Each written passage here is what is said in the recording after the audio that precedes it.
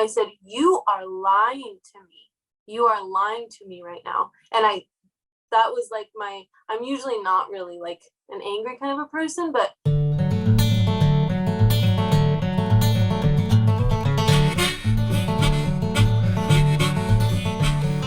Hello, everybody. Panda Raph back again with you today. Right, what you're about to see here is a wonderful interview that I was lucky enough to have with a previous co-worker of mine. We worked together at a chiropractic office, and the video that I went on about why you should, why I'll never work for a chiropractor again. Well, she has a lot to say on that, so I hope you stay tuned. I hope you get a lot out of it today, and yeah. It's going to be a good one. Hi. Hello. How's it going?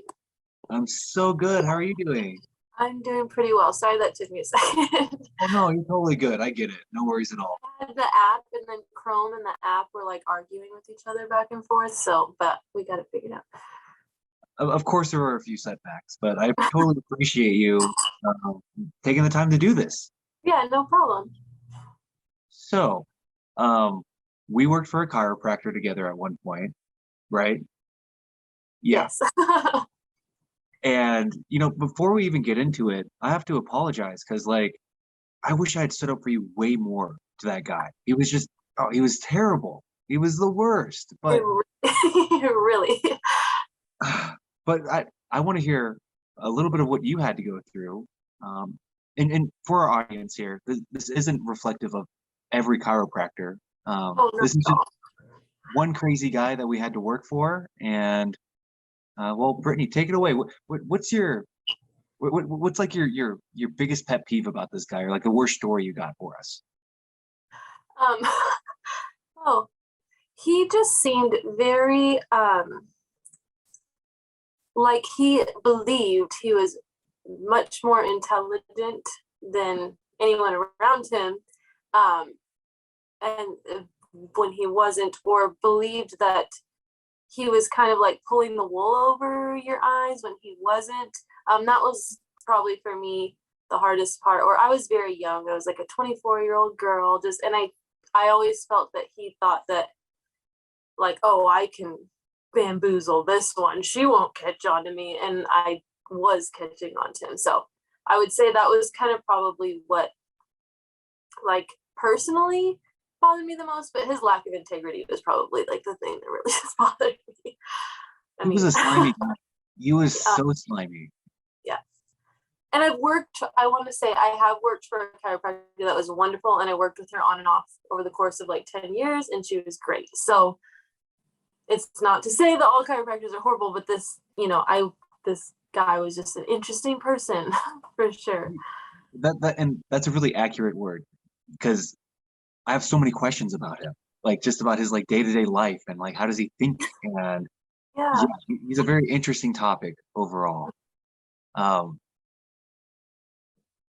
would probably say that was probably the worst part about working for the guy was like he thought you were so stupid. Just he would just talk to you like you were dumb, and like you would just believe the crap that he was gonna say. And yeah, I remember one time. And this wasn't just him. This was the office manager as well, where she had some responsibilities to do. She didn't do them. But then she was like, it was Brittainy. Like, Brittainy didn't do it, right? Yeah. And then, for some reason, they thought they had to handle that in the middle of a team meeting in front of everyone. I know. Why are we publicly doing this right now? Like, in front of everybody. Yeah. I can't believe I tolerated behavior like that from anybody, I still feel bad about. I mean, it seemed like it was a pretty constant thing for you, right? Like they were always kind of like belittling you and putting you in these weird positions. For sure. But also, like, it's not, I kind of saw that everyone else was in the same boat, so I never thought like, oh, someone needs to stick up for me. I just sometimes felt like, am I crazy? Am I the only one like seeing this? Because I feel like people are really kind of like afraid of him almost.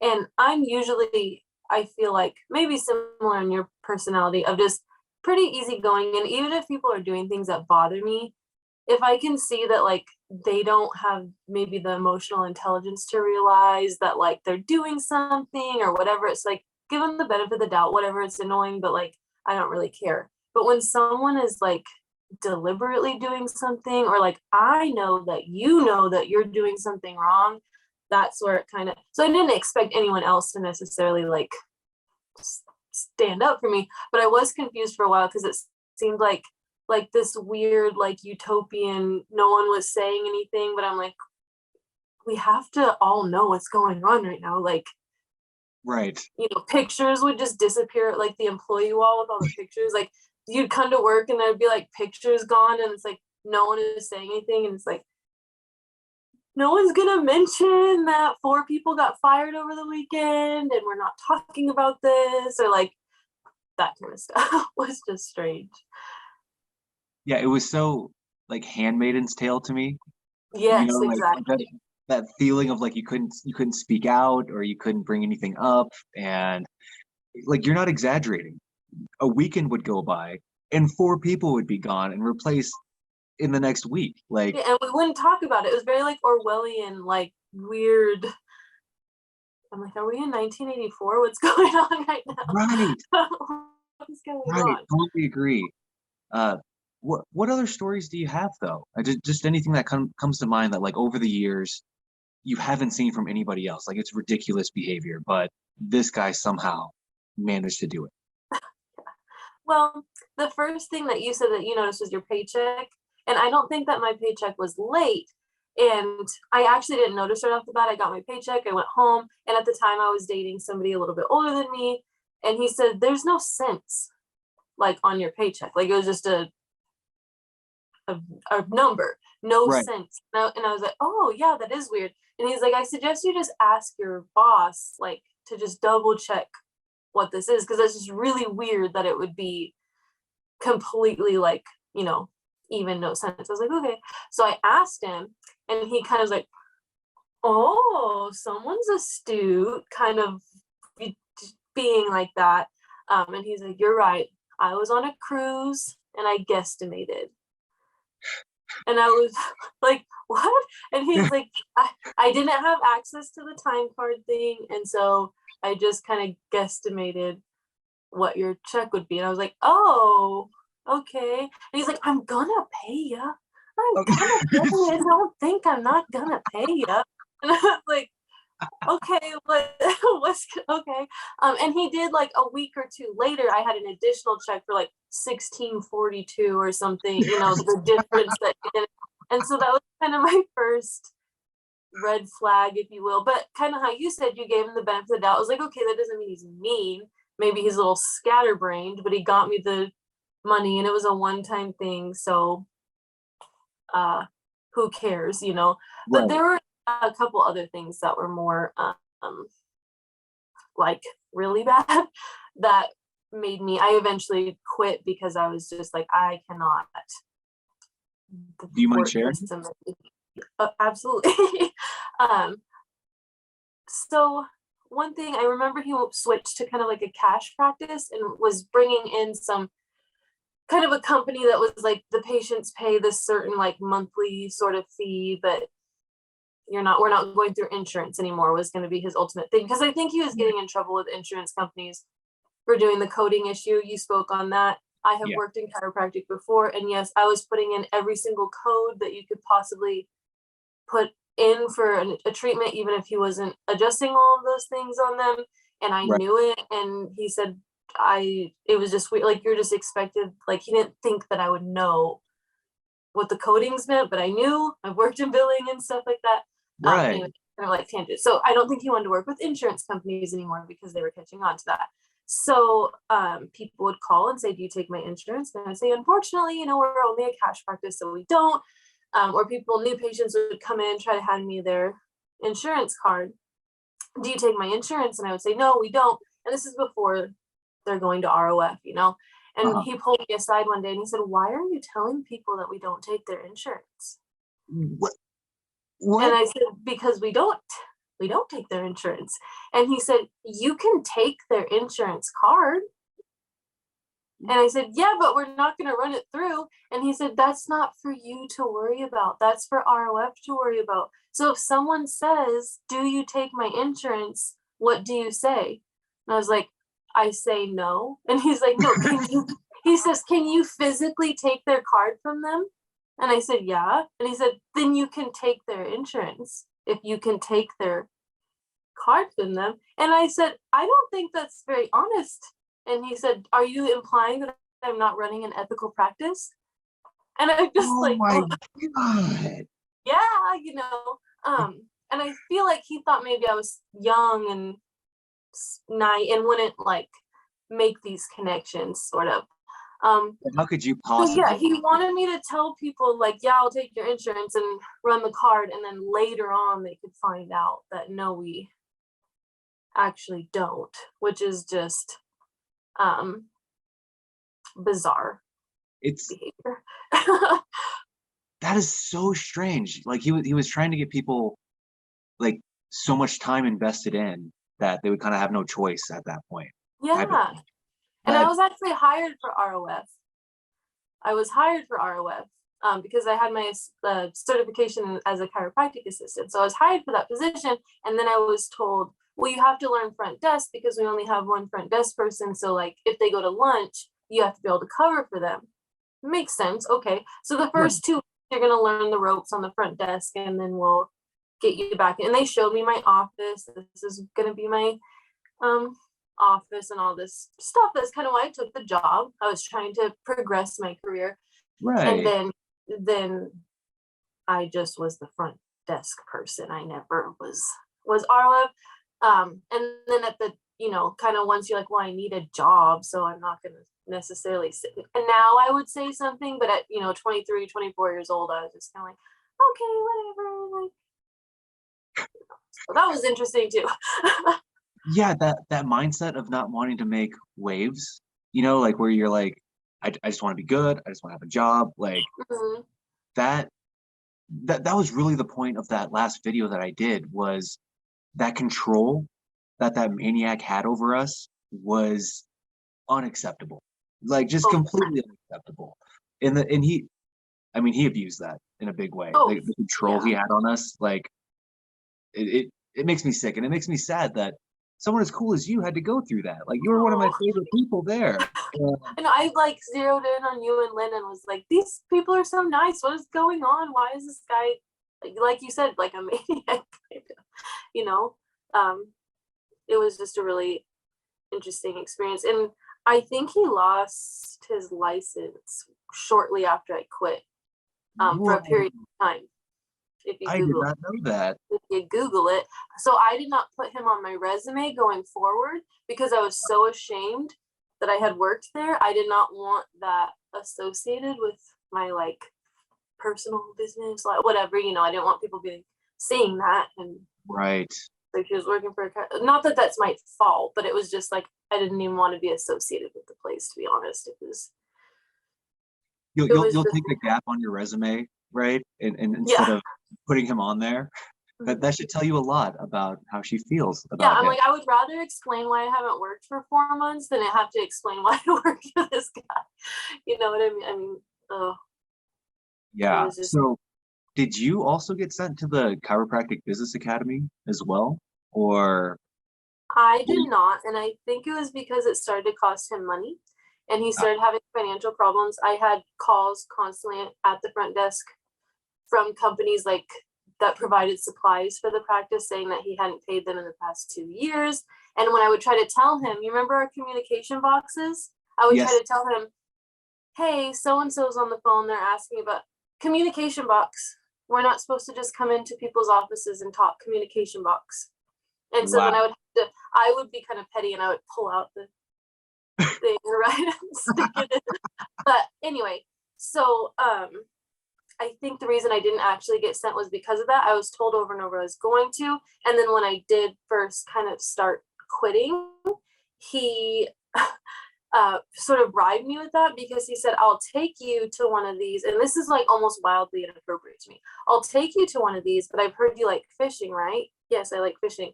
How would you like it if I take you to one of these things and then I can rent us a boat and we can go deep sea fishing, and that can like he was trying to bribe me to, I know it sounds insane, but this it's true.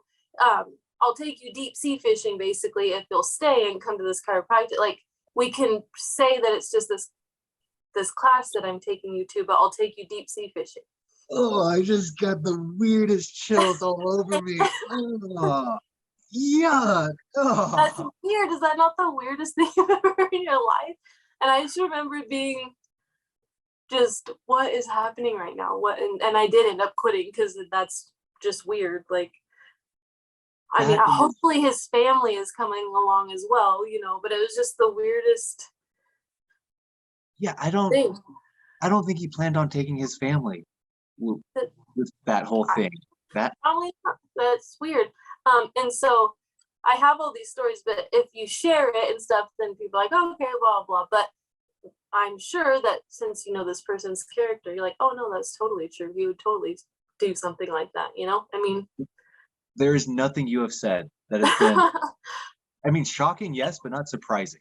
You know, like he was the absolute worst kind of person. One of the worst people that I met. To it, it's to the point though where I wonder if maybe he had a diagnosed or undiagnosed maybe condition of some sort, like narcissistic almost obviously, but something kind of going on that's like, this person is not okay. Like, there's no way that he's just a normal guy. Like, there has to be something going on, you know.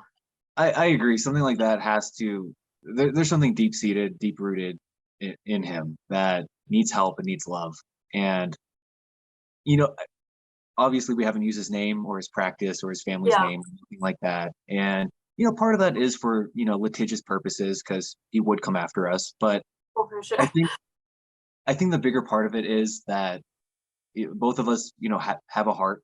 You know, we have some sense of compassion, and we're not going to, you know, drag this guy through the mud. We're going to talk about our experiences, but we don't necessarily have to ruin his name. He's pretty good at that himself. So we're just going to. Yeah, exactly. Like, we should be able to share our experiences, but that doesn't mean you have to be able to like share your experiences at the expense or like ruin somebody else's life.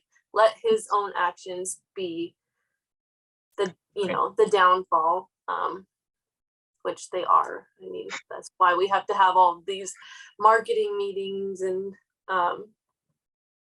all of these things. The straw that broke the camel's back for me, I'll tell kind of that story. I feel weird. I'm like, I'm talking so much. I'm like, wait, this is literally the point of this. So somebody came in with a voucher. There was some sort of marketing event going on. This is a voucher for a massage. And I don't remember the specifics as to why, when I looked at this voucher, it was invalid. But to me, something that he told me was like, oh, you can't use this voucher anymore. But she said, no, I went to a marketing event yesterday. They came to the school, because I know we did things for teachers and stuff. And I got this yesterday. It's not expired. And I was like, well, I was told we're not using these vouchers anymore. Let me go ask the doctor, because that's weird to me. We're not using this anymore, whatever. So I go, and again, communication card, don't come in and bug me. And I'm just like, the person's right here. Like, I have to ask you. And he said, no, I'm not accepting those vouchers anymore. So you need to tell her she can't have the massage. And I said, well, she said she got it yesterday. And he said, no, I'm not taking those anymore. I said, okay. So I went and told her, sorry, there must have been some kind of miscommunication, but I did just go speak with the doctor, and we really aren't taking these anymore. You know, I'm so sorry. I don't know how this misunderstanding happened, whatever. Well, then whoever was working in marketing at the time came up and said, no, I just did that marketing event. Why are you telling this person that they can't use this voucher? So we all go, we ask her to please, you know, sit down. We'll get you your massage. It'll be okay. But we all go in a room to discuss like what's going on. And marketing is kind of frustrated with me. Why are you telling this person that they can't have this, you know? Right. All this hard work they just did. Yeah. I'm like, well, the voucher, I had been told to not use these anymore, but she said she got it yesterday. So I asked the doctor, And he said, no, I can't let her use it. And she said, he's not like, he and I just discussed this yesterday, and we are using these, and I'm doing this event, and they're supposed to, like, he must have forgot or something, because we are using these, and he told me I could go ahead and pass these particular ones out. And I said, okay. So she called him to the office and said, why are you telling her she can't use these? You literally told me yesterday, like, we're doing this. I never told her she couldn't use that. What? And I just looked at him, and he said, why are you telling her that I said you couldn't use this?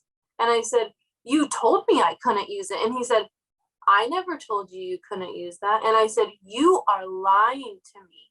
You are lying to me right now. And that was like I'm usually not really like an angry kind of a person, but Good it for was you. like, I felt like he was trying to gaslight. I know that term gets thrown around so much now, but he was going to try to like gaslight me, basically, and saying, I didn't say that. It's like, you said it to me 10 minutes ago. Anyway, that was to me my like, I can't do this anymore because you're truly trying to like mess with my brain and lie. And I think in that situation, he probably genuinely forgot that he said that was okay. And rather than being like, oh, yeah, you're right, I did say that was okay yesterday. Oops, let her have it. I won't make that mistake in the future.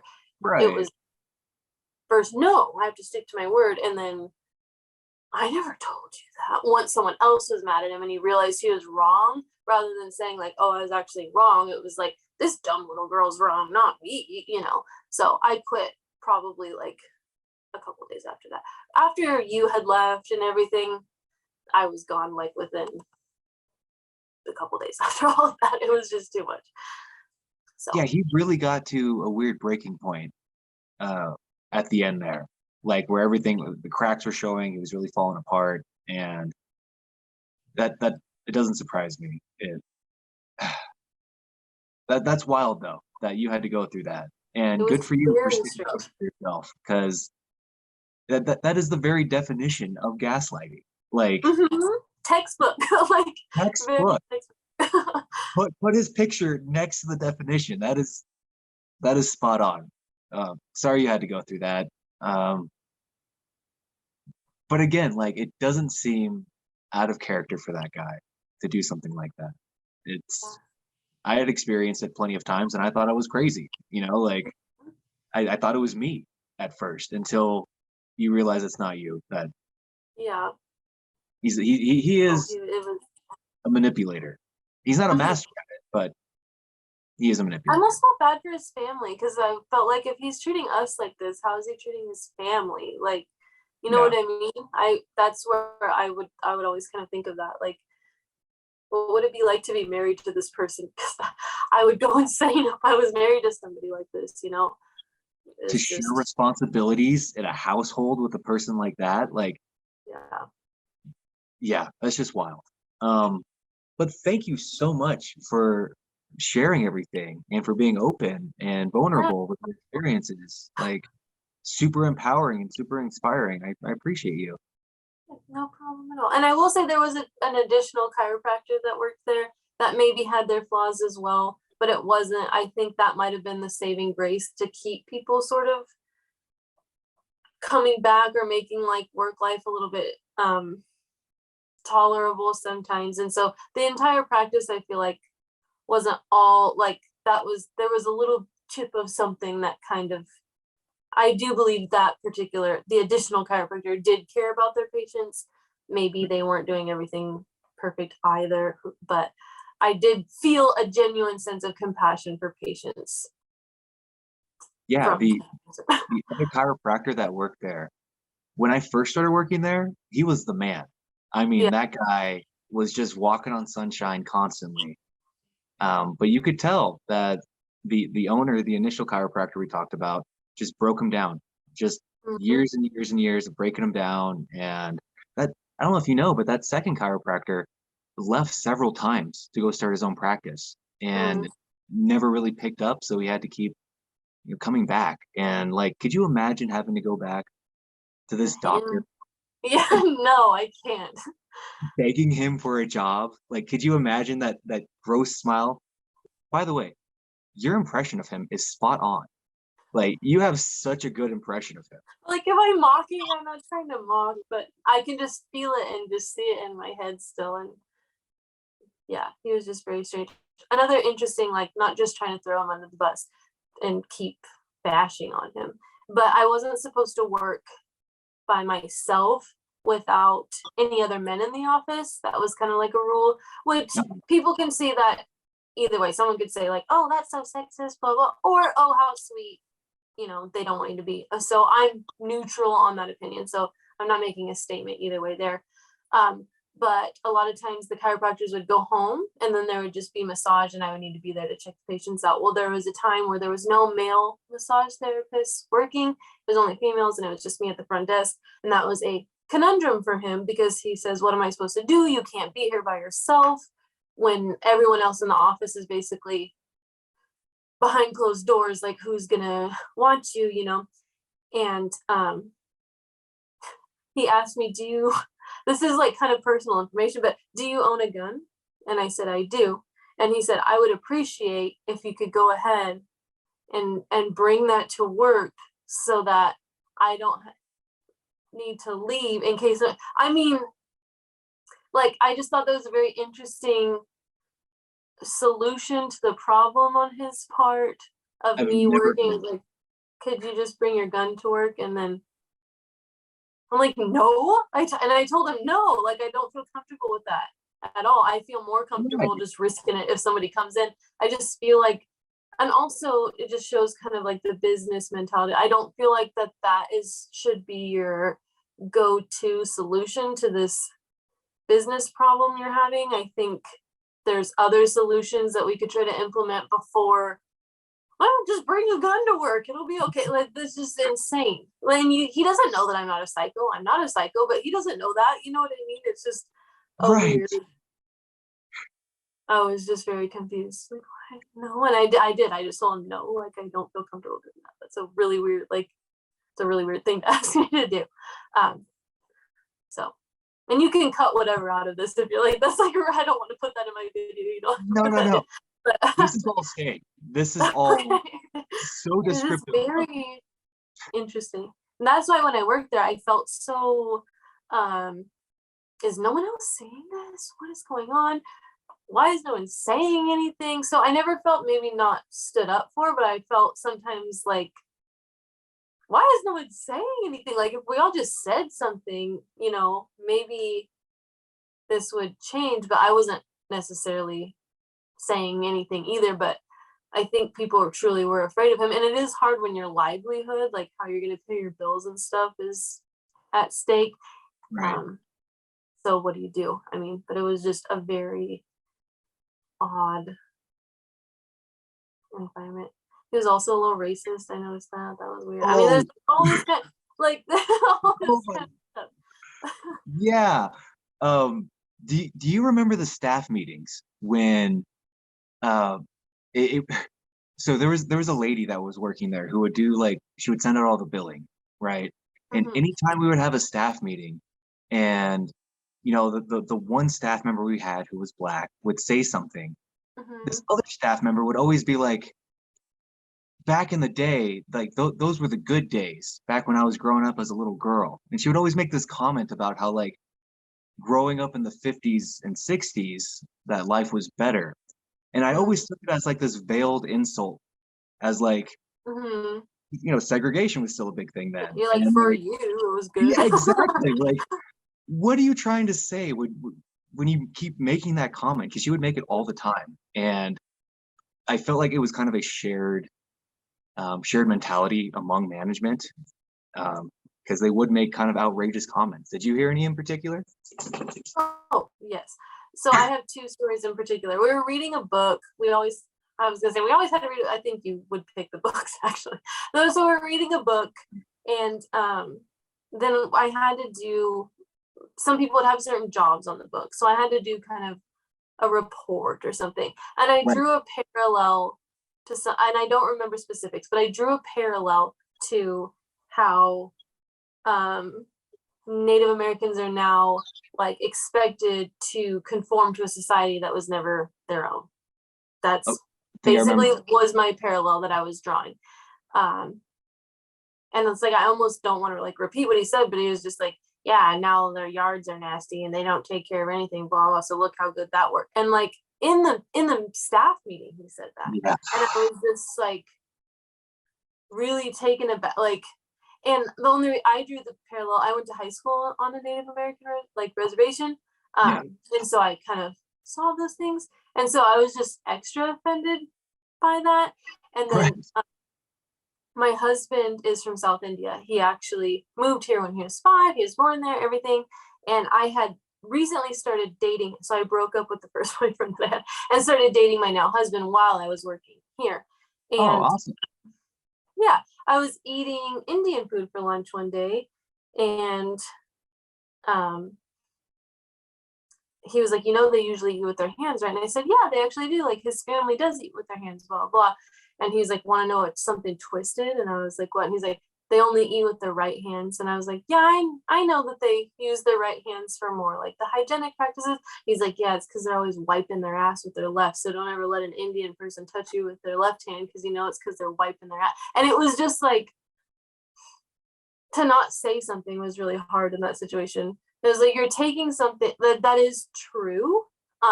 Right hand is used for more cleanly things. If you're going to take out the trash or something, you'll use your left hand. If you're going to accept a gift from somebody, use your right hand. If you use your left hand, it's kind of not as polite culturally because, you want to take a gift with the hand that you're touching nice things with. But it was like the way he said it was just very like making fun of them and like that. And it was just like, he knew that I was eating Indian food because it was just like this whole weird, like, where are you? Why is this fun for you? Like, are you trying to make fun of me? I don't understand. I don't know. He was just very, very strange. He made strange generalizations. I drove a Jetta and he's like, what do you drive? And I said, a Jetta. And he said, of course you drive a Jetta. You look like the kind of girl that would drive a Jetta. I'm like, What does that mean? I'm just trying to work, bro. Anyway, so I feel bad because that's like, I'm not just trying to sit here and bash somebody, but I'm not usually one to bash somebody because typically when somebody's doing something, you can kind of look at the whole picture and say, well, this person's not very happy, or this is going on, or that's going on, or come up with kind of a reason as to why someone might be acting a certain way, or maybe they don't have the emotional intelligence. But he was like multifaceted across the board, just probably one of the worst people I've ever met in my life. I mean, yeah. I think that about sums up our talk right there, because we do want to come from a compassionate place. I actually have a lot of love for the guy. I do. But at the same time, we're going to speak our truth. We're going to speak what happened to us. And I hope whoever's watching this will understand that acceptance and rejection are totally fine. But tolerance, like this, and tolerance is the wrong word, but like this, like not really accepting or rejecting your circumstances can be dangerous. And just look out for that. But I think that's about all the time we have. So I totally appreciate you being on, Brittainy, and absolutely out of you. And I hope your family is doing so well. I love all of you so much. And if you can think of anything else that comes up, maybe we'll schedule another one of these. But I so appreciate everything you said today. Perfect. Thank you so much for letting me tell you about it. Well, that was Miss Brittainy and her perspective on our experiences with the chiropractor that we worked with. And I just want to reemphasize that not all chiropractors are like this. In fact, there's plenty of good, normal people out there. And I also want to reemphasize that we are here to speak our truth. We are here to speak what happened to us. I know sometimes it can sound like there isn't compassion there. And, maybe there is still some anger in me when it comes to this individual, but I think we should always remember to have that sense of compassion, have that sense of love, try to get the benefit of the doubt. And of course, we should always remember to be safe and stay safe, be awesome and stay awesome. I totally appreciate all of you, and I will see you in the next video.